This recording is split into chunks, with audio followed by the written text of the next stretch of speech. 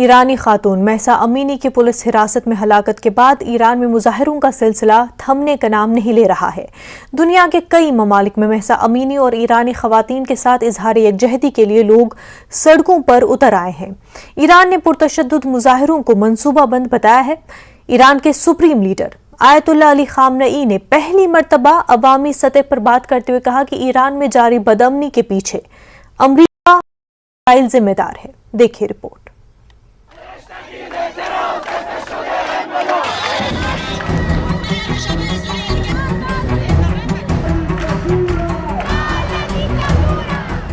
16 ستمبر کو ایران کی اخلاقی پولیس کی حراست میں 22 سالہ خاتون مہسا امینی کی ہلاکت سے شروع ہونے والا احتجاج کا سلسلہ بڑھتا جا رہا ہے۔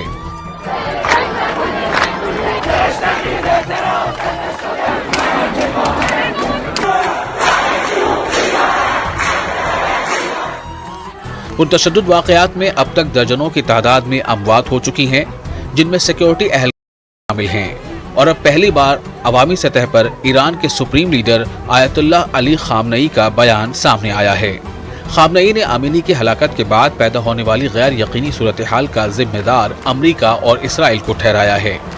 ایران میں جاری بدامنی پر بات کرتے ہوئے خامنئی نے کہا کہ ان پرتشدد فسادات کے پیچھے واضح طور پر امریکہ اور اسرائیل کا ہاتھ ہے۔ ان کا کہنا ہے کہ بیرون ملک مقیم کچھ غدار ایرانیوں اور ان کے ایجنٹوں کی مدد سے ایران میں بدامنی پیدا کی جا رہی ہے۔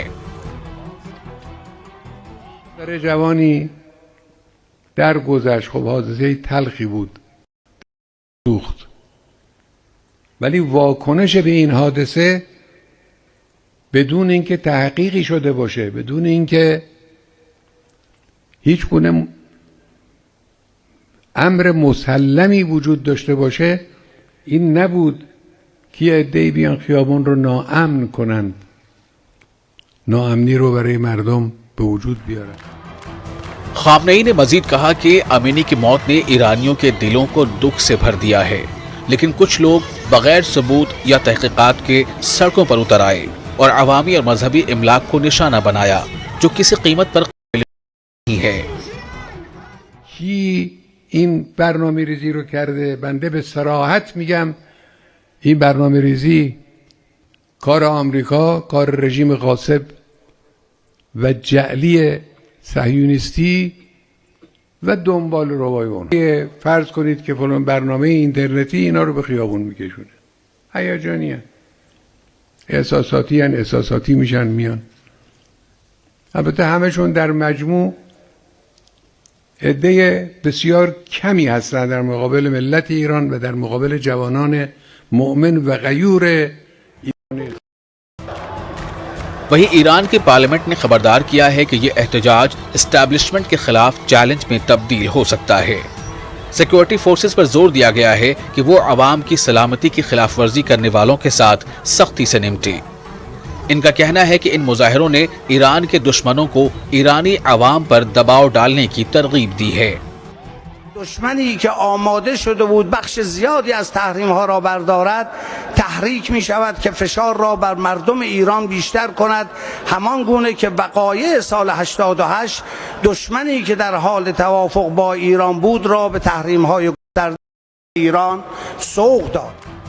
22 سالہ مہسا امینی کو ایران کی مورالٹی پولیس نے حجاب سے متعلق قوانین کی خلاف ورزی کرنے کے الزام میں گرفتار کیا تھا۔ 16 ستمبر کو پولیس حراست میں ان کی موت ہو گئی تھی، جس کے بعد مسلسل 3 ہفتوں سے ایران میں مظاہرے ہو رہے ہیں۔ تہران کی ایک یونیورسٹی میں طلبہ کے پولیس اہلکاروں کے ساتھ شدید جھڑپیں ہوئیں اور اس دوران متعدد افراد کو گرفتار کیا گیا۔ AFP نے ایران کے سرکاری میڈیا اور انسانی حقوق کی تنظیموں کا حوالہ دیتے ہوئے بتایا ہے کہ تہران کی شریف یونیورسٹی آف ٹیکنالوجی میں احتجاج کرنے والے سینکڑوں طلباء پر سیکیورٹی اہلکاروں نے آنسو گیس اور استعمال کیا۔ اس کے ساتھ ہی ایران نے 12 بیرونی طاقتوں پر ملک گیر احتجاج کو بھڑکانے کا الزام لگایا ہے۔ جمعے کو ملک کی انٹیلیجنس وزارت نے کہا کہ اس معاملے میں فرانس، جرمنی، اٹلی، ہالینڈ اور پولینڈ سمیت 9 غیر ملکی شہریوں کو گرفتار کیا گیا ہے۔ بہرحال احتجاجوں کو یہ سلسلہ کہاں جا کر تھمے گا، یہ کہنا ابھی ناممکن ہے۔ Bureau report, news 18 net work.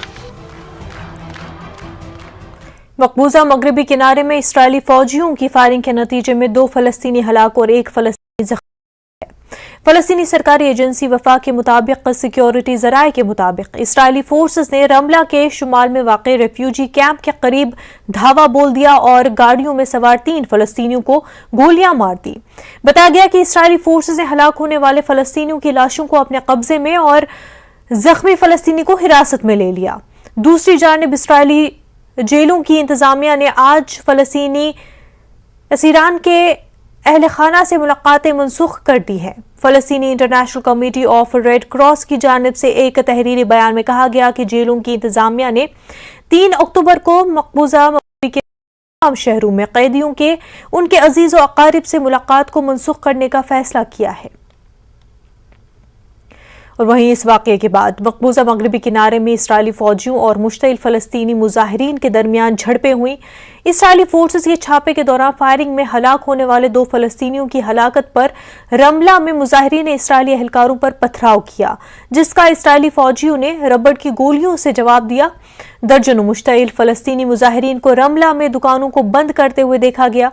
इससे कबल 2 फलस्तीनियों की हलाकत पर इसराइली फौज ने इल्जाम लगाया कि इन अफराद ने अपनी गाड़ी को फौजियों से टकराने की कोशिश की। इस दावे की आजादाना तौर पर तस्दीक नहीं हुई है।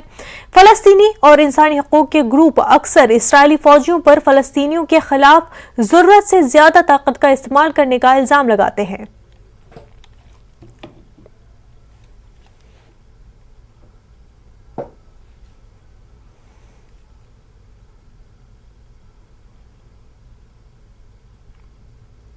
नेटो के सेक्रेटरी जनरल जेंस स्टोल्टनबर्ग ने रूस को खबरदार किया कि यूक्रेन में जौहरी हथियारों के इस्तेमाल पर संगीन नताइज बरामद होंगे। नेटो के सेक्रेटरी जनरल का कहना है कि जौहरी जंग कभी नहीं लड़नी चाहिए और नहीं चाहिए।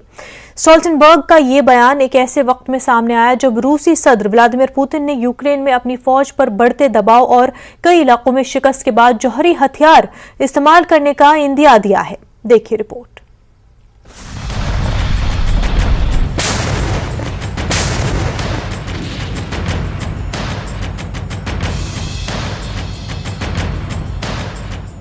नेटो के सेक्रेटरी जनरल जेंस स्टोल्टनबर्ग ने रूस को खबरदार किया है कि यूक्रेन में जौहरी हथियारों के इस्तेमाल पर संगीन नताइज बरामद होंगे। उन्होंने कहा कि जौहरी हथियारों के बारे में बयानबाजी खतरनाक है और ये बड़ी लापरवाही है और किसी भी जौहरी हथियारों का इस्तेमाल यूक्रेन की जंग का रुख बदल सकता है। नेटो के सेक्रेटरी जनरल का ये भी कहना है कि जौहरी जंग कभी नहीं लड़नी चाहिए और ना ही जीतनी चाहिए। ये पैगामात वाज़े हैं जो नेटो और उसके इत्तेहादी रूस को देना चाहते हैं। स्टोल्टनबर्ग का ये बयान एक ऐसे वक्त में सामने आया है जब रूसी सदर व्लादिमीर पुतिन ने यूक्रेन में अपनी फौज पर बढ़ते दबाव और कई इलाकों में शिकस्त के बाद जौहरी हथियार इस्तेमाल करने का इंदिया दिया है। This is the second time Russia has taken Ukrainian territory by force. But it does not change the nature of the conflict. This remains Russia's brutal war of aggression against Ukraine. And it does not change our commitment to support Ukraine.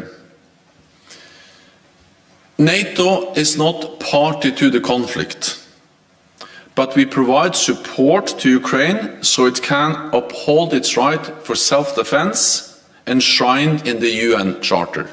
मगरबी हुकूमतों के लीडरान इस बात पर मुत्तफिक हैं कि खतरा गुज़िश्ता जुमे के बाद से बढ़ गया है जब पुतिन ने बाज़ाब्ता तौर पर यूक्रेन के मशरकी और जनूबी इलाकों के 4 इलाकों को रूस का हिस्सा करार दिया है और इसके लिए मॉस्को के ज़ेर इंतजाम इलाकों के इल्हाक के लिए रेफरेंडम कराया था। इसी दौरान यूक्रेन का दावा है कि उसकी अफवाज ने मशरक में दोनिस्त सूबे के लीमन इलाके पर दोबारा कब्जा कर लिया है। यूक्रेन के सदर ज़ेलेंस्की ने अपने टेलीग्राम चैनल पर एक वीडियो पोस्ट करते हुए कहा कि लीमन शहरियों को मुकम्मल तौर पर दुश्मनों से साफ कर दिया गया है। Український рух буде продовжуватись. Український прапор вже в Лимані Донецької області. Там ще тривають бойові дії, але там вже немає і сліду від якогось там псевдореферендуму. Для України це логічно, а для ворога таких нестиковочок буде все більше. Вони там, до речі, вже почали кусати один одного, шукають винних, звинувачують у провалах якихось там генералів. लीमन को रेलवे के मरकज के तौर पर जाना जाता है। लीमन में शिकस्त पर रूसी फौजी क़यादत को तनकीद का निशाना बनाया जा रहा है। इसके बाद पुतिन के कुछ करीबी लोगों ने यूक्रेन पर मजीद मजबूत हमले का मुतालिबा शुरू कर दिया है। कुछ सख्तगिर कौम परस्त भी कम असर वाले जौहरी हथियारों के इस्तेमाल की वकालत कर रहे हैं। रूसी रहनुमा रमजान कादिरोव ने कहा कि जंग में रूस की हिकमत अमली को तब्दील करने की जरूरत है। उनका कहना है कि रूस को सरहदी इलाकों में मार्शल लॉ नाफिज करने और यूक्रेन पर कम हथियारों का इस्तेमाल करने की जरूरत है। टैक्टिकल एटमी हथियार कम असरदार होते हैं। ये रिवायती हथियारों के मुकाबले में सिर्फ 10% असर डालते हैं। स्टोल्टनबर्ग ने रूस को नेटो ममालिक के इंफ्रास्ट्रक्चर पर हमले के बारे में भी खबरदार किया है। उन्होंने इशारा दिया है कि नॉर्ड स्ट्रीम पाइपलाइन का लीक भी किसी साजिश के तहत हुआ है। उन्होंने कहा है कि लीमन में रूसी फौज को जिस तरह पसपाई अख्तियार करनी पड़ी वो यूक्रेन की हिम्मत और बहादुरी को जाहिर करता है। उन्होंने अमेरिका और नेटो के दीगर ममालिक की तरफ से दिए जाने वाले हथियारों को भी इसकी वजह करार दिया। Bureau report, news 18 network. Islamabad Pakistan के साबिक वज़ीर-ए-आज़म इमरान खान की जानिब से खातून जज से माफ़ी मांगने पर रजामंदी और हलफनामा दाखिल करने के बाद उन पर से तौहीन अदालत का मुकदमा खारिज कर दिया है।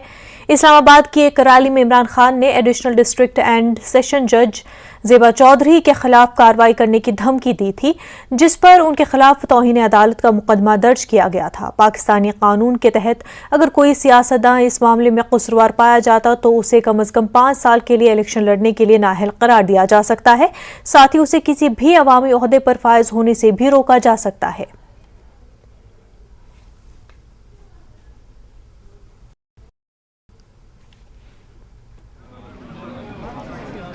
Today case was fixed for affidavit, to submit the affidavit. Mr. Imran Khan already submit the affidavit a couple of days. Today the honorable judges asked the contemptor lawyer Mr. Hamad Khan, are you apology already? He says yes, I already apology, unconditionally apology. Today I submit the affidavit bona fidely, the accused already present in court. So it was a just matter. It was concluded at the previous date. Today only proceeding was that submit is the affidavit. So Imran Khan was present in court. So he endorsed that kind of proceeding was. He equate that's in the contempt case today. Indonesia में football match के बाद भगदड़ और हंगामा आराई के नतीजे में हलाकतों की तहकीकात के लिए एक टीम तश्कील दे दी गई है। फुटबॉल स्टेडियम भगदड़ में हलाक होने वालों में 17 बच्चे भी शामिल थे। इंडोनेशिया के फुटबॉल क्लब अरीमा के सदर ने वाक़े पर माफ़ी मांगी है। वाज़ेह रहे कि 2 रोज़ कबल मशरक़ी जावा में मैच हारने पर अरीमा फुटबॉल क्लब के हामियों ने धावा भोला था, जिसमें 176 अफराद हलाक और 180 जख्मी हुए थे। मैच में एक टीम की शिकस्त के बाद उसके सपोर्टर मैदान में आ गए, जिसके बाद हंगामा आराई के बायस पुलिस को आंसू गैस की शेलिंग करना पड़ी। इतने बड़े पैमाने पर हलाकतों के जकार्ता समेत मुल्क भर में महलूकीन को खराज अक़ीदत पेश किया जा रहा है। इस अफसोसनाक वाक़े के बाद इंडोनेशिया के सदर ने कौमी टीवी पर मुल्क से खिताब किया और वाक़े पर दुख का इजहार किया। सदर ने पुलिस चीफ और फुटबॉल एसोसिएशन के सरबराह से कहा कि वो मुल्क में होने वाले फुटबॉल मैचों का जायजा लें और हिफाजती इंतजामात का भी जायजा लें।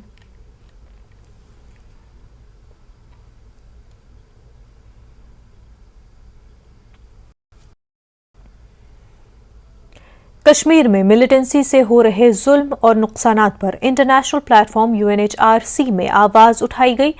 सोशल एक्टिविस्ट शोएब लोन ने UNHRC से खिताब करते हुए मिलिटेंटों के जरिए लोगों पर किए जा रहे जुल्म की दास्तान सुनाई। साथ ही ये भी बताया गया कि किस तरह मिलिटेंट औरतों को ढाल बनाते हैं, रेजिडेंशियल इलाकों का इस्तेमाल अपने नापाक हरकतों के लिए करते हैं।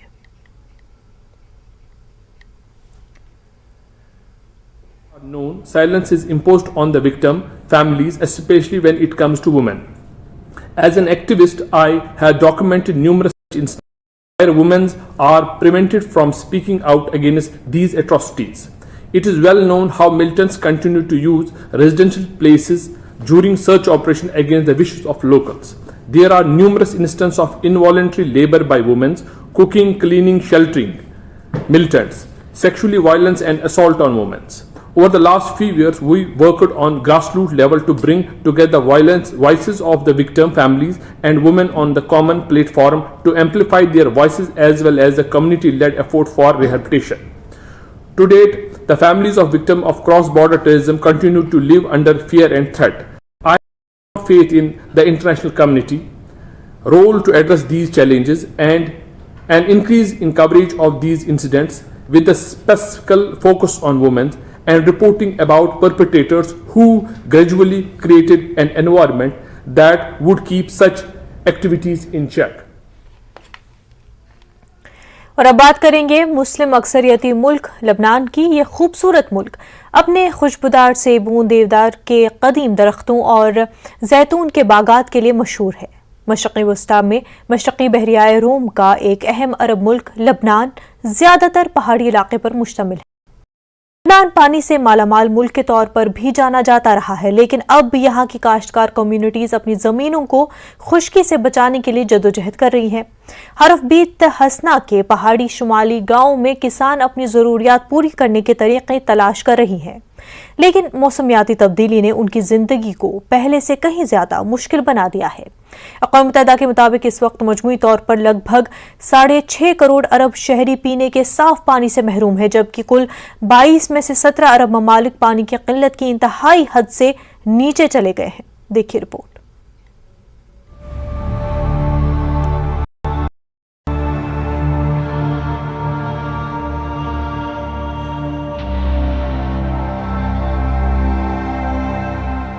جب نازی صابرہ کو یہ کھیت اپنے والد سے وراثت میں ملا تو زمینیں سرسبز و شاداب تھی، لیکن اب صابرہ کا کھیت بنجر اور خشک ہے. تمباکو کے پودے اور آلو پانی کی مناسب مقدار نہ ملنے کے باعث سوکھ گئے ہیں. واليوم نحن مرقنا بموسم مثل ما شايف انه الطقس عم بيجف لورا غير بقية السنين الماضية.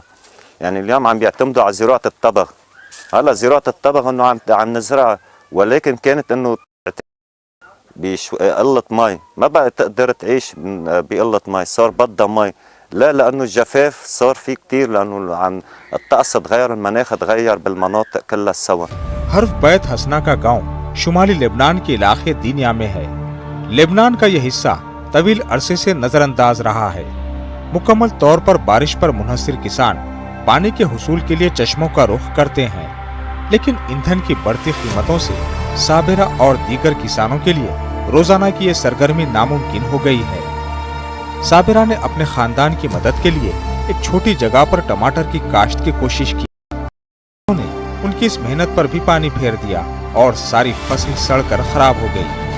ہر بیت حسنا برسوں سے نظر اندازی کا شکار ہے. یہاں نہ سیوریج کا نظام ہے، نہ اسٹریٹ لائٹس اور نہ ہی کوڑا اٹھانے کی خدمات ہیں. پچھلے 3 برسوں سے معاشی بحران نے لبنان کی 3/4 آبادی کو غربت میں دھکیل دیا ہے، لیکن لبنان کی دیہی عوام کی پریشانیوں میں موسمیاتی تبدیلی نے مزید بحران پیدا کر دیا ہے. An area like this is, profoundly impacted by climate change, and climate disruption is what it should really be called. And it's very obvious disruptive and disastrous in an area like this. The entire community is very reliant on rain-fed agriculture. That's what they make their livelihood from. That's how they're surviving. And so what's happening is, and the locals tell us that, around 8-9 years ago, 10 years ago is when they really started noticing a change in the climate. اب صابرہ ایک چھوٹے حصے پر بینگن کی کاشت کر رہے ہیں. انہیں امید ہے کہ وہ اسے قریبی شہر طرابلس کی سبزی منڈی میں فروخت کر سکیں گے تاکہ اپنے خاندان کے افراد کے لیے پینے کا پانی خرید سکے. اپنے دادا کے برعکس جو مویشی اور ایک باوقار زندگی گزارنے کے قابل تھے، صابرہ اب اپنے بچوں کو اسکول بھیجنے، بجلی اور پانی کی بے تحاشا کٹوتیوں سے اپنے خاندان کو متاثر ہونے سے بچانے کے لیے جد و جہد کر رہے ہیں. نحن اغنى مناطق بالمي بالضمنية. نحن اليوم نحب انه ما فيك تترك بلدك بسبب المي، لو انه في دعم للمي انت اليوم هالمزارعين نحن بخاصة بنحب يكون في خضار. هيدي الزراعة حلوة، الزراعة حلوة بس بدها دعم بالنسبة للمي. لهالشي هذا اغنى بلد بالمي، وما في انه حدا يحفر لك ابار او يشتغل لك. لبنان میں آسمان چھوتی مہنگائی اور ڈالر کے مقابلے میں لبنانی پاؤنڈ کی گرتی قیمت سے کاشتکاری کے اخراجات کسانوں کی پہنچ سے باہر ہو گئے ہیں. گاؤں میں زیادہ تر پانی تالابوں سے آتا ہے. फातिमा साबिरा इस्तेमाल होने वाले साफ पानी के हर कतरे का हिसाब रखती हैं, क्योंकि साफ पानी हासिल करने के लिए उन्हें ज्यादा पैसे खर्च करने पड़ते हैं। साबिरा कहती है कि उन्हें पिछले 10 दिनों में सिर्फ 1 घंटा पानी मिला है और 3 हफ्तों से वो बिजली से महरूम है। لا نحن عندنا حكومة بالقبل، لا دولة ولا حكومة ولا الشعب صار أواخر، ما بقى حدا بلش نحن على بعضه. لما طلع الدولار الشعب يعني بدك تقولي يدا بكل واحد يشيل حاله، لا بقى عندنا دولة ولا بقى عندنا حكومة ولا بقى عندنا كهرباء ولا بقى عندنا مي، نحن ضايعة محرومة، من الأول محرومة ومن الآخر محرومة. يعني هلا مع بتحسي يعني عم ننشف معنا لا مادية ولا مي ولا كهرباء ولا. अक़वाम मुत्तहिदा की फूड एंड एग्रीकल्चर ऑर्गेनाइजेशन की एक हालिया रिपोर्ट में कहा गया है कि पानी की कमी, आलूदगी और पानी के गैर मुनसिफाना इस्तेमाल ने लेबनान के किसानों के लिए जिंदगी को खास तौर पर मुश्किल बना दिया है। लेबनानी हुकूमत ने बरसों से अपनी मईशत को मतनूअ बनाने, अपने कमजोर ज़रई शोबे में मजीद सरमायाकारी करने का वादा किया है, लेकिन बैनुल-अक़वामी मालियाती फंड से मंजूर शुदा प्रोग्राम के लिए उसने अब तक इस्लाहात को नाफिज नहीं किया है। Bureau report, news 18 network. Swedish साइंसदान Svante बापू ने 2022 का तिब का नोबेल इनाम जीत लिया है। नोबेल इनाम देने वाली तंजीम ने पीर को एक ट्वीट में कहा कि अवार्ड साइंसदान स्वांते बापू को इंसानी इर्तिका पर उनकी दरियाफ्त के तय दिया गया। नोबेल कमेटी के सेक्रेटरी थॉमस ने फातेह का ऐलान किया। साल इनामात का आगाज पीर को तिब्बी मैदान में नोबेल इनाम याफ्ता के नाम के ऐलान के साथ हुआ। फिजिक्स के इनाम का ऐलान मंगल को किया जाएगा, जबकि केमिस्ट्री के नोबेल का ऐलान बुध को और अदब के नोबेल का ऐलान जुमेरात को किया जाएगा। 2022 के नोबेल अमन इनाम का ऐलान जुम्मे को किया जाएगा और इक़्तिसादियात के इनाम का ऐलान 10 अक्टूबर को किया जाएगा।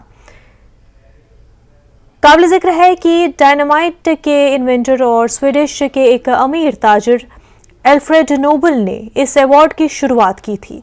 उन्होंने अपनी वफात से 1 साल कबल 1896 में अपनी वसीयत में इसका जिक्र किया था, जिसके अवार्ड 1901 से हर साल साइंस, अदब और अमन जैसे शोबों में कारहाय नुमाया अंजाम देने पर दिया जाता है।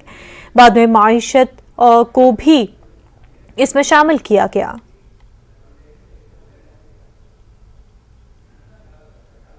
मुत्तहिदा अरब इमारात ने गुज़िश्ता माह अपनी वीज़ा पॉलिसी में जिन तब्दीलियों का ऐलान किया था, उनका इतलाक़ आज यानी 3 अक्टूबर को से हो जाएगा।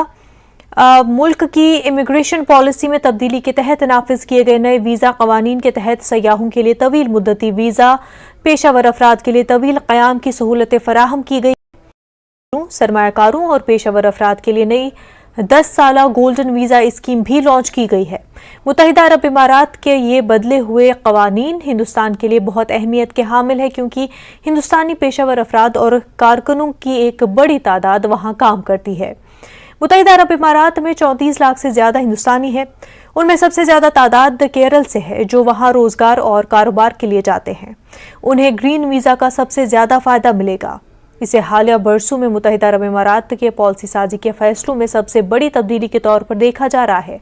यूएई हुकूमत के मुताबिक मुल्क में मजीद सरमायाकारों, सयाहों और पेशेवर के लिए नई पॉलिसी मुतारिफ कराई गई है। दुनिया आज में फिलहाल इतना ही। हमें दीजिए इजाजत। आदाब।